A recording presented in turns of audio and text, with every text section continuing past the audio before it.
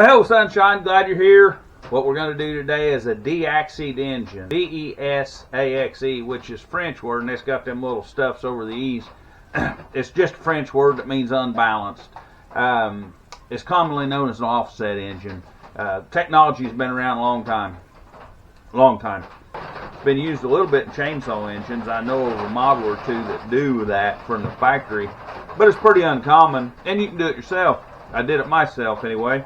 I'm going to show you how I offset the engine in this. The major considerations, not every little bit. I'm just going to show you how I did it. DESAXED means unbalanced, so therefore, theoretically, there is more vibration in this saw because of the balancing of the crankshaft. It's hard to balance a one-cylinder engine anyhow, or daggum near impossible. But that's a consideration. I tested the vibration. I quantified it the best I could. It's pretty neat, and it shows kind of what I felt. Now you guys see the dyno results at the end. If you stick around that longer, if you jump ahead, there'll be a lot of stuff in this video, but we do some test cuts, and I want to show you the runability and the startability. Any of you guys that's watched the video, chainsaw video, just previous to this one, I'd already done this, but I went over some of the nuances, the timing, the mechanical advantage. This piston has mechanical advantage over the crankshaft on its compression stroke. Okay, that's something we gave up. Now, knowing that will tell you that this saw will be harder to start because you're pulling it up through the compression stroke with the cord. So we've lost mechanical advantage over the piston right there, which means we have to put more power into this starter rope to get her to turn over. We've lost that, so that makes this saw harder to turn over, which also translates to losing a little bit of inertia on that backside too. If you guys missed that video or want to see it, it's the chainsaw previous to this one. I'll probably put a link in the description. I won't bother putting it up here. And I want to show you some dyno results. Now, I'm hopefully not overly confident in my dyno. I'm confident in it because I can see little bitty nuances in it. I can see the effects of inertia on my dyno. It's very repeatable.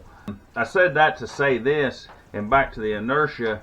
One of the guys that I really respect suggested maybe running my dyno backwards, because he said, like on a car dyno, you start down low and you throttle it up through the dyno. How come you run your chainsaw not the same way? And I said, well, you run a chainsaw different. You don't put the foot to the floor and then sidestep the clutch and take off. Well, you can, but it's not best. I said on chainsaw you wind it out and put it in the wood, basically, or you at least get it above idle. Okay, that made sense. But it still got me to thinking, I can see the inertia differences in dyno between running it forward and running it backwards. And the way I got my dyno built, I can run it backwards, meaning I can start at low RPM and go to high RPM. I give you both of those dyno results at the end, and I show you both of them. And I want to compare those to you, and I'd like to start getting some insight on how you guys would like it. I'm not trying to name drop, but there's another chainsaw dyno guy out there, highly respected by me and hopefully you guys too. And I don't necessarily want to copycat him, but on the other hand, I don't want my dyno being so goofy from his that it makes mine hard to understand if you're going from channel to channel. We'll need to discuss that and see if we want to do away with some of the inertia that's inherent in doing a dyno, or if we just kind of want to keep a standard going. Guys, let me know what you think about that. We may have some future discussion on that here too, but I'd like some insight on what you guys like, because I can run dyno either way. Guys, I want to let you know that I'm busy around here. This is my hobby here, so I'll get chainsaw videos out when I can. It's also my demeanor to be just a little bit lighthearted. If you can't stand that, I'm freely offering this information to you guys. Watch it if you want, don't if you don't. It's just free and voluntary. I say that to say this. I had tornado damage here on my property this week. I've been cleaning that up. Been trying to get hay up. I got a lot of important things in my life, and I'll show you guys some of that if you want to watch it. Good. It'll probably help the channel and keep views up. Seems like when I go to other stuff, the views drop off, but that's okay. And people unsubscribe, and that doesn't bother me either. I kind of figure that's weeding people out that just don't belong anyway, and that's fine. And as far as the tornado, yeah, I'm in good shape. I'm still, the groundhogs ain't delivering my mail, so I'm good there. I'm not looking for sympathy. I know right where to find sympathy. It's in the dictionary, right between shit and syphilis. So don't worry about me none. I'm just telling you, the guys that just like chainsaws, give the other stuff a little bit of a chance or something there. And because I'm gonna it's either not post nothing or include some of the other stuff you guys may not be as interested in seeing. I don't do this all the time. It's raining me out today. You can probably hear it on the roof. That's why I get to finish this video and get it going today. And it takes me a bit to edit videos, but we got some upcoming stuff too. We got a new cylinder here. We've already cut the squish in it because this cylinder is in here, guys. It's down on horsepower over what our potential was. We've already went on some things to where we started losing power, right? Because that's what we've been doing on this saw, taking stuff until we lose power and seeing where that sweet spot's at. The muffler's too big. Now, I know where the sweet spot's at. This one's too big, so there's a little bit of decrease in horsepower. We had a special decomp plug I made for it. I'm not running it. That's a decrease in horsepower. Found that good plug I'll let you guys know about in that other video. I'm not running it. That's a decrease in horsepower. We know this saw runs with a 10 degree timing advance a lot better. I'm back with a key in it. That's a decrease in horsepower. We know I scored the cylinder a little bit. I'm down from 175 psi to 150 psi on the compression gauge, so we lost a percentage there. But this cylinder here, before I go to the new one, is still going to give us some opportunity to test some more things. Like this piston, because we found inherent problem in the squish band of this cylinder. I fixed it in a new cylinder, but the old cylinder's got it, and I fixed it on the piston here. And then when we get done, we'll put everything. We'll probably go too far on this cylinder again, and then when we build this last cylinder, if I don't ruin this in here first, then we'll just go to where we stop losing power. We ought to hit over 5 horsepower with this thing pretty easy. I think we got 5 new sets of rings here to start testing, doing thin ring and single ring testing, and a hat tip to DESAXE Customs. He got the ball rolling. He gave me an idea. I've never had an original idea. He mentioned one thing, and I said, oh, that's a good idea, and I ran with that and said, but what if you do this, this, and this? We've got a deal set up here where we can do rings on the mini lathe, and I'll show you that. I got a video. I built some tooling for it, and man, do they turn out nice. I'll tell you that right now. So guys, without further ado, here's the video. If I earned it, give it a thumbs up. If I didn't, you know the other deal. Consider subscribing if you want to. Doesn't really make any difference in the grand scheme of things, I don't think. It might, I don't know. But if you don't want to miss something, yeah, subscribe, maybe hit that little bell button. I don't know, all that stuff they tell you to do. Appreciate it, guys. Thank you. Okay, we're going to trench this case out just a little bit today, just because I got it apart. And I'm going to put this 2-ring heavy cylinder, or heavy rings back in. I'm not going to modify the piston right now, but I do want to show you something on this wash pattern. You'll see a black line around here, just every once in a while, carbon line. And it's in, 3/16, heavy eighth, light quarter, end. And you can see it periodically, kind of like a dotted line. There's a little piece there, piece there. You can see a little faint outline there, and a piece there, and a piece there, and a piece there. And they're all the same distance in. So that got me to looking too. I'm not going to modify this. I'm not going to modify this piston today. I'm not going to modify this piston today because I don't want to change that. But I did want to bring it to your attention. That's something I'm going to have to do here as soon as I get this particular test done. Seeing as how I got that cylinder hot, and I don't think it's bad, but I got another cylinder coming, so I'm going to trench this out. I'm going to do a couple more tests on this cylinder before we go any farther with that new cylinder. I want to do a couple tests on this old cylinder. I think it's still good enough for that. There's no iron horse trick there. Fill that case up with modeling clay, because I've got to take all 100 thousandths off the front of this case for when we get ready to move that cylinder forward, so that skirt doesn't hit. If I move that cylinder forward, that skirt will hit right there. So I got to relieve that, and I'm going to do it right now before we get too much farther in. I'll bring you back when I got something done. I sure didn't take very long. That magnesium cut's pretty easy. I may have to flatten it out.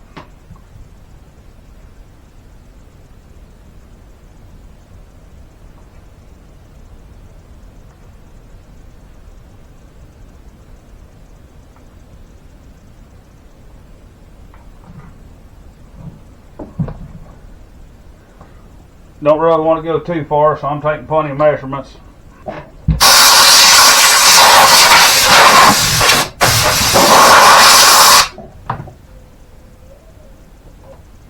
think I like it. I'm sure stuff's right in the way, but that modeling clay, it comes out of there real easy.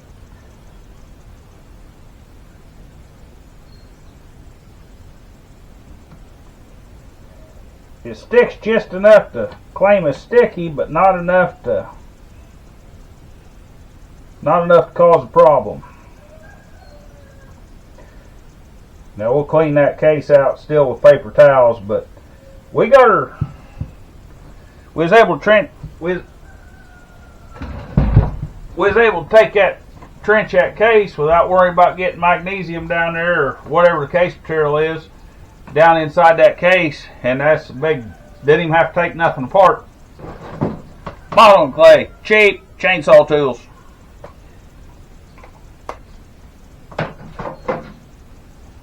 As cheap as it is, I'm still tired to reuse it for other things. Guys, I hope the light's satisfactory here for you. I want to try to show you what I'm doing here and explain why. The first mark here I mounted this plate right to the muffler tabs, and it's bolted down snug. It's not going to move around. It'll stay on there until I'm done doing this. There's a seam right down the middle of this cylinder, and I can sight that you guys are at the wrong angle. But this here mark I line up with the edge here, and I don't touch this other. I line that up with that edge, and I've got a mark on top of it in a Sharpie. And this center line, I can sight down that like a sight, and that groove's right in the middle of it. Now, why is that important? Well, when I move this forward and I'm going to drill them holes, if I get this thing twisted any, you guys remember I'm awful close to the skirt on my intake on both sides. And if I get it twisted any, we may not realize any gains out of here, and we'll think, well, that didn't work. But it's all blowing out my intake. There's not sealing off my intake. So I want to be able to get this straight again. This second measurement, you guys know how a caliper's got a little hook over the end of it, right in line with that center line. I may have this locked down. There's another mark here. I lay that right on the side of here and right on the side of that center line, and I take my depth gauge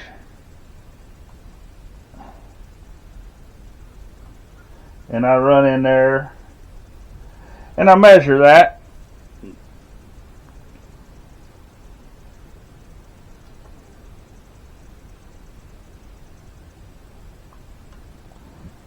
.590. Okay, we're going to move these holes towards the intake side, right? Because we want it to go towards the exhaust side, so it's farther over the crankshaft when it's on its combustion stroke.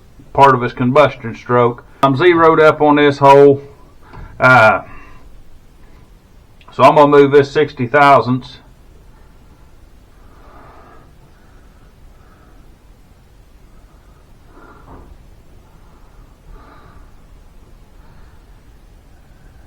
And we're just going to drill down through that with that mill, because I'm not past the center point.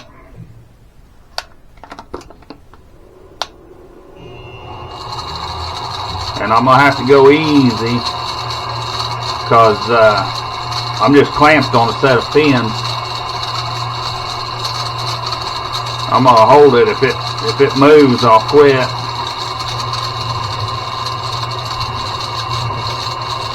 Or try to if it don't rip it out of my hand.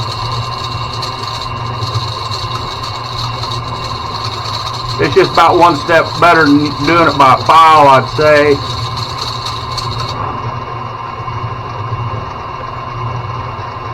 And I may still have to clean it up with a burr, we don't know.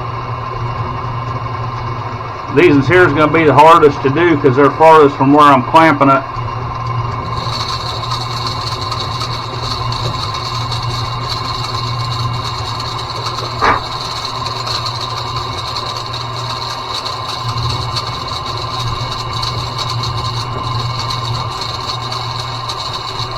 We're in.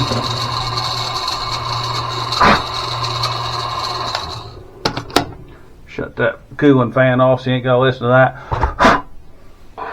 While I'm zeroed up on that, I'll probably just move this center. We'll probably just run her on across. I'm still going to re-zero it because I don't think those bolts are just perfect, and I don't know that I got this mounted in there 100% square either. I'm level this way, and that's really all that mattered to me. Each hole will be independently kind of zeroed.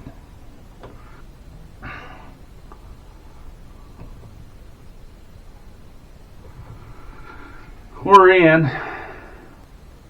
We'll set her back 60 thousandths and send her through there.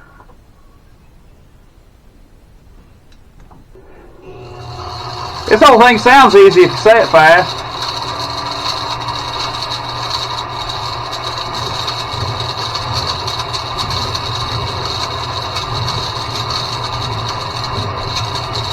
I know my hand's probably in your way, but I want to steady this. Last thing I want is this thing getting out of my hand or getting out of that vise.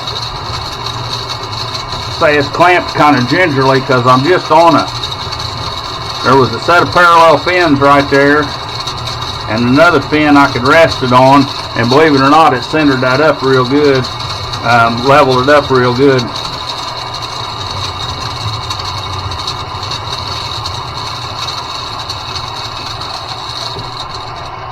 And a mill, for those of you guys that don't know, mill bit's easy. It's designed to cut on the end, so it's not like a drill bit where it's gonna try to go off towards that center hole. And they still will a little bit. I ain't saying they won't. It'll naturally want to go to where it's not cut. I think we're in. Now I don't know if I'm gonna have to relieve on top, and I can do that by hand. I may have to relieve on top of that for that bolt head. Hadn't really considered it. Didn't really bother me, but I hadn't necessarily considered it either. Set her up and take her 60 thousandths. What do you think?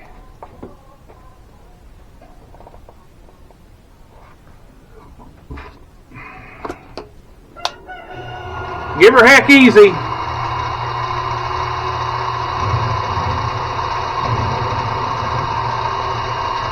And I've got this head's kind of jumpy coming down.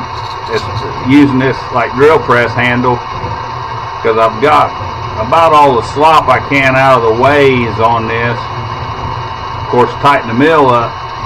Well, I've got her snugged up pretty good. I can inch it down with this here, but we'll just run her like drill press. Hopefully we'll be alright.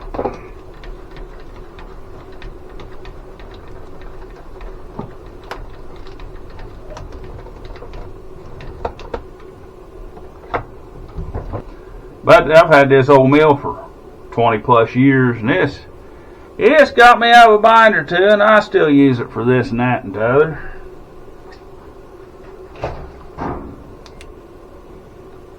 We are just talking on grinding on chainsaw cylinders, so let's send her 60 thousandths,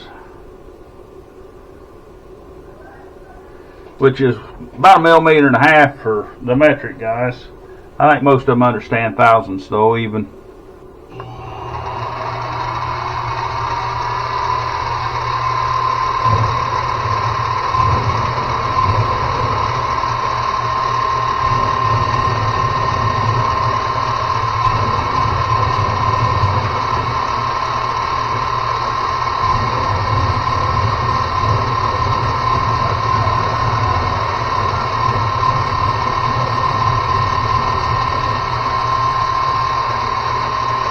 We're in. Alright, let's take her out and blow her out and see what she looks like. I'll get set up. We'll cut this offset cylinder, a little bit of white oak here to warm it up, and then maybe take it over to some ginkgo here in a minute, a little bit smaller wood. 3/8 8-pin chain on it, 16-inch bar, I think, that I just ever had handy. We'll get her warmed up and get after it.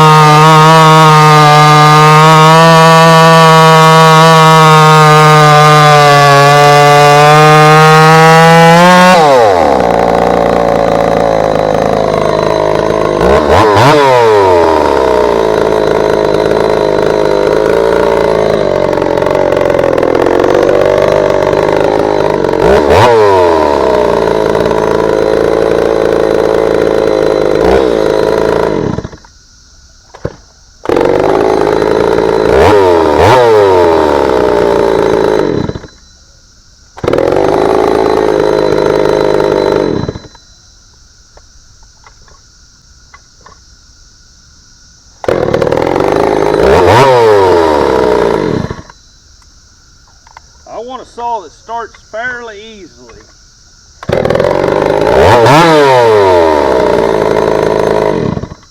And I can deal with that, so that can my dad, who's a little bit older, which is where we're headed for this saw. So we'll try a little ginkgo.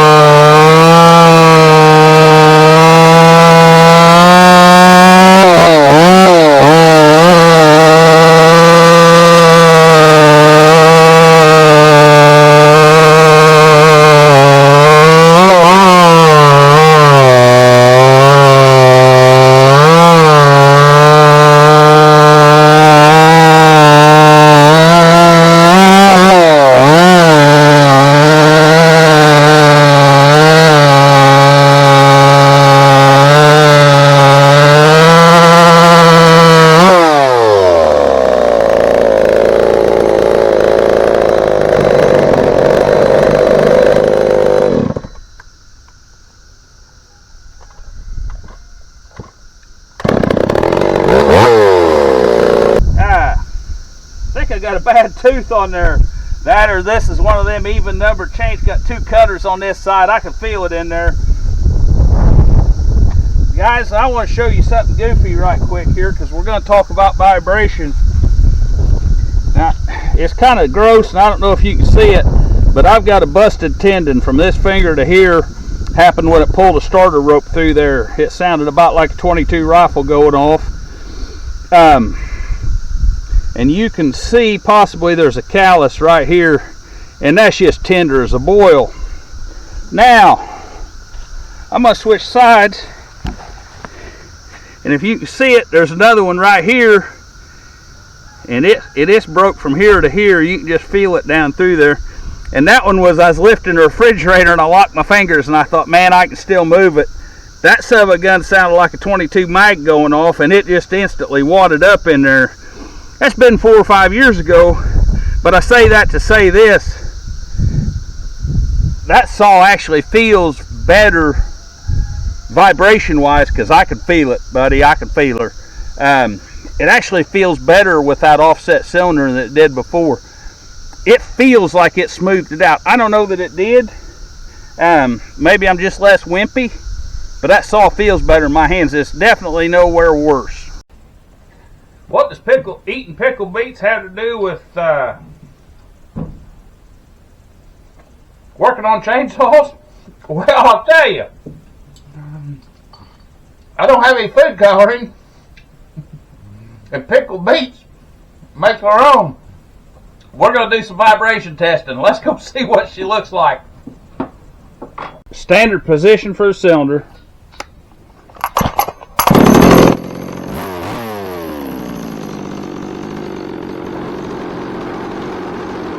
Offset cylinder.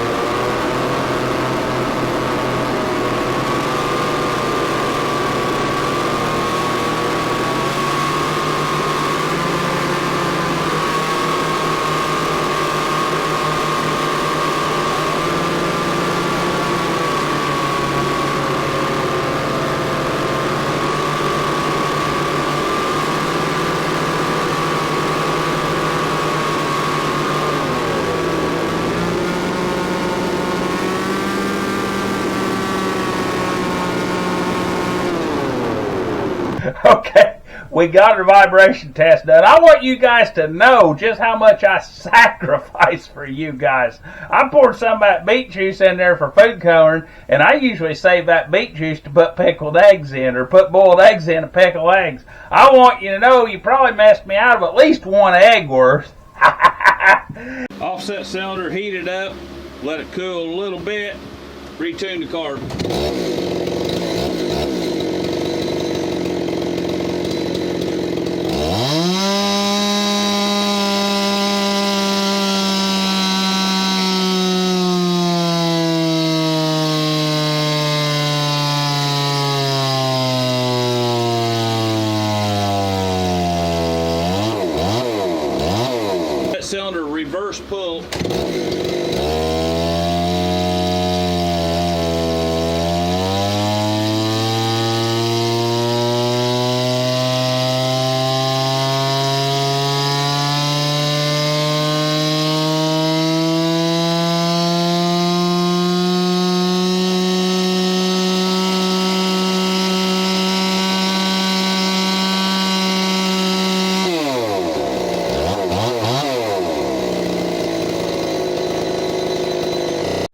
appreciate you sticking around this long. We're going to start with the backup rings, which is what's in the saw. That's the previous iteration before moving the cylinder forward. Show you where we're at. And I'd already started doing the reverse dyno runs a while back, and even on some other saws. I kind of like it. You guys let me know what you think. They're not that much different in the main gut of it, but you can see, like on the start, the blue line is running it the normal way. The red line on each one of these is going to be running it backwards. So you can see how we gained a little bit of inertia. Right here, we're just reading inertia of that flywheel. We're not really making that much power right here. We're just pulling the inertia out of the flywheel. You guys can study that and kind of see what I'm talking about. So you can see the inertia. Now the gut of it up in here, and they're a little different up in here, guys. You'll see that, but realize that's only right at 1%.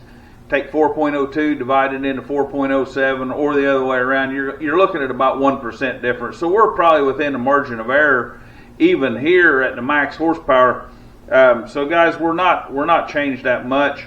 Inertia does give you a different reading. If we're concerned about it, let me know which way you guys like watching the dyno too. Now, this is the offset cylinder. We're up to 4.26 horsepower running it the normal way, 4.27, well within the margin of error. We'll say from about 7,000 to 11,000. It showed pretty similar in there. So it's just kind of how we want to run it, guys, and I want your input on that. But this is the offset cylinder dyno run. Well, let's compare it. The red line is the offset cylinder, blue line is the backup rings. I try to have the red line always on what we're currently working on, guys. So reverse offset, we showed 4.27 horsepower max at 9741. The reverse backup was 4.07. It shows we lost a little bit of speed, maybe, possibly at where the max was, but don't let that number fool you too much, because even at 10,243, the reverse offset was still way above it anyway, see? So it moved the numbers just a little bit, but it don't matter because we was ahead of it the whole time with that offset cylinder. And that was the reverse run, starting at low RPMs, pulling it up. And the same thing here is the forward run of it. The red line again is the offset cylinder. The blue line's the old backup rings, which the offset cylinder has the backup rings in it. So we're pretty well comparing apples and apples. We've just isolated the offset cylinder, and we picked up about a quarter of a horsepower, which isn't too bad for just a little bit of grinding away a bolt hole or two. So guys, there you go. There's the results. We're going to carry this on to the next cylinder. We're going to do some more testing with this cylinder, but we're going to carry that offset into the next cylinder. I think that's something we need to put in our tool bag. Appreciate it, guys. If I earned it, give it a thumbs up. If I didn't, don't. Subscribe if you'd like to see more stuff like this. I've had some big compliments that people are seeing stuff on this channel they've never seen anywhere before. Some's a win, some's a fail. So stick around, guys. Appreciate it.